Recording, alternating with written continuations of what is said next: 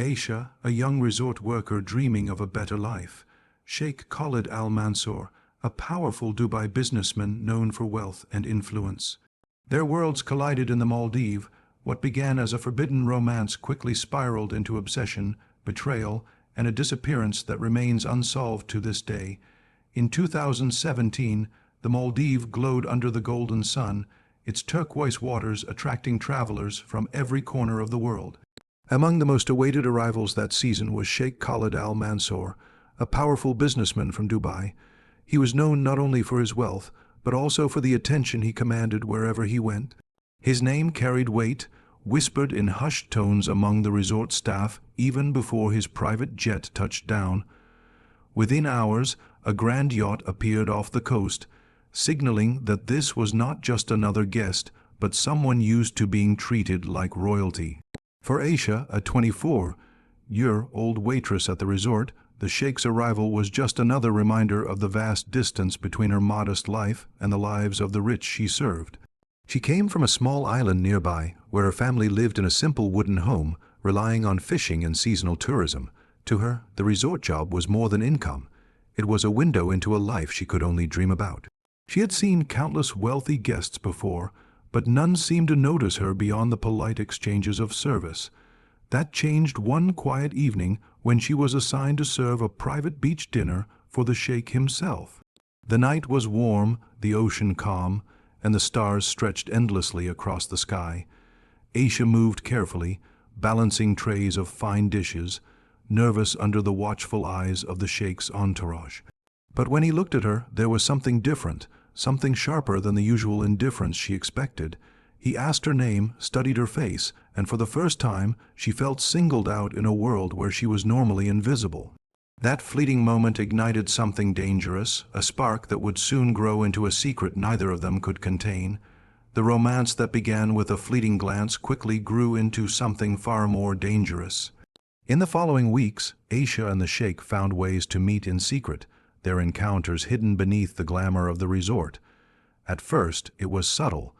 He would request her to serve his table, ask for late night room service, or linger longer in conversations than seemed natural. To the other staff, it looked like the usual whims of a powerful guest, but soon the requests became too specific to ignore. Whenever he was around, Aisha was expected to be near. She felt torn between fear and fascination. The Sheikh's charm was intoxicating. He spoke of a world beyond her imagination, promising her glimpses of a life she had only ever seen in magazines. Yet every meeting carried the weight of secrecy. Resort rules were strict. Any relationship between staff and guests could mean immediate dismissal.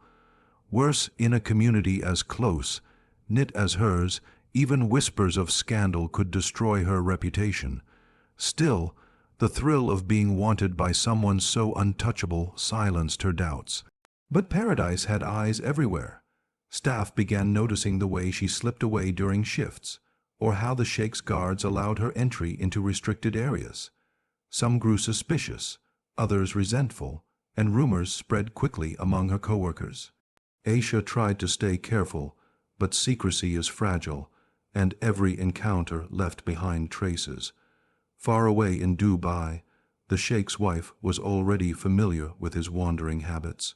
She had long suspected his affairs and, determined to protect her family's reputation, quietly hired investigators to monitor his travels.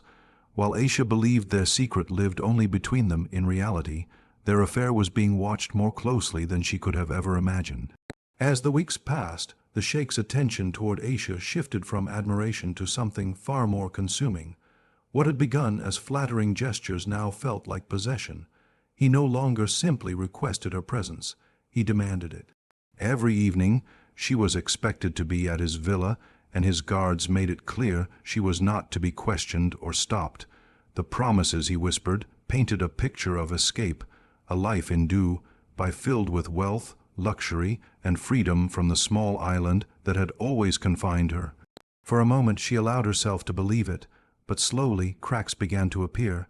His charm was laced with volatility. Aisha noticed how quickly he turned from affectionate to cold, from indulgent to controlling. He grew suspicious if she lingered too long with her co-workers, or if she failed to answer his late-night calls. He warned her that their relationship had to remain a secret at all costs, reminding her of how easily her job, her family's reputation, and her future could be ruined if the truth came out. What once felt thrilling now began to feel like a cage. Aisha's fear deepened when she saw glimpses of his temper with others, sharp words to his staff, sudden outbursts when things didn't go his way. She began to wonder how long it would be before that anger was directed at her.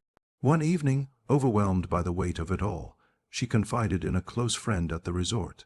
She admitted that she wanted to end the affair, that the dream of escape now felt like a nightmare.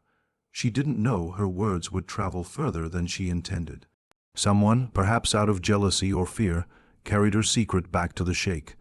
To him, her hesitation was not just betrayal, it was humiliation, and humiliation was something he could never forgive. In June 2017, the resort was alive with music, laughter, and the constant movement of tourists, but for Aisha, a sense of unease clung to every step she took. That night, a phone call came to her staff quarters, short and urgent. A colleague remembered seeing her leave soon after, dressed in plain clothes rather than her uniform. She walked with purpose toward the stretch of villas reserved for elite guests, the kind of place few employees dared to approach unless summoned. It was the last time anyone saw her alive. The following morning, Aisha's absence was noticed by her roommate.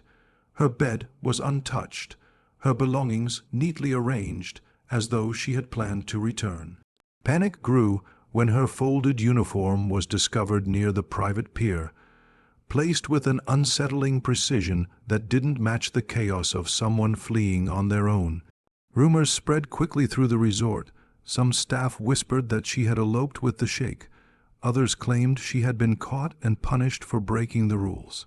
Officially, management tried to dismiss her disappearance as voluntary, telling coworkers she had likely gone home to her island without notice, but her family knew better.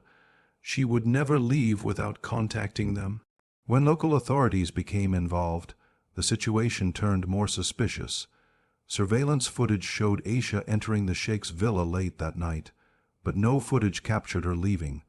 Questions mounted, yet before investigators could act, the Sheikh's yacht set sail. He and his entourage departed with startling speed, bypassing the usual procedures. By the time police attempted to reach him, he was far beyond Maldivian waters.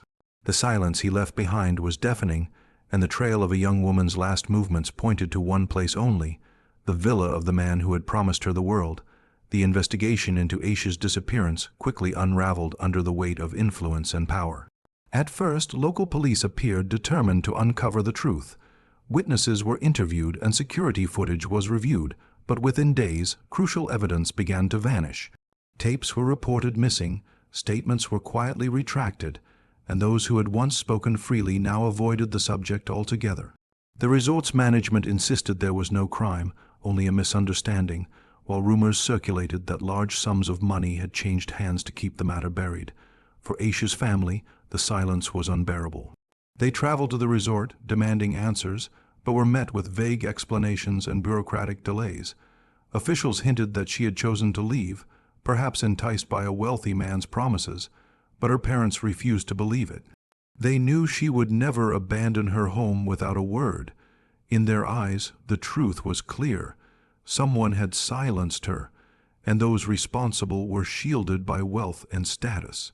International media briefly caught wind of the story, framing it as a scandal involving a powerful sheikh and a resort worker from a small island.